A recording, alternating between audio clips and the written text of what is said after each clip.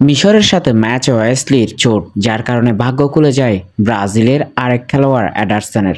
কে Ederson? এটা নিয়ে এখন জল্পনা চারদিকে।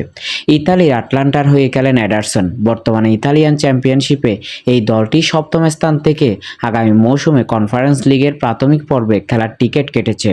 এডারসন দলটির হয়ে 2024 সালের ইউরোপা লিগ জিতেছিলেন। ওইবার ইতালিয়ান কাপের রানার্স আপ হয় আটলান্টা। সব মিলিয়ে ইতালিয়ান দলের হয়ে 180 ম্যাচ খেলেছেন এডারসন। 16টি গোলের সঙ্গে 6টি অ্যাসিস্ট তার। এডারসনকে 2017 সালে আবিষ্কার করে দ্য স্পোর্তিভো, কিন্তু দ্রুত দল বদল করে ক্রুজেইরোতে চলে যান তিনি, যেখানে যুব বিভাগে খেলে 2019 সালে পেশাদার পর্যায়ে নাম লেখান। কিন্তু ওই বছরেই মিনাস জেরাইস ক্লাব দ্বিতীয় বিভাগে নেমে যায়।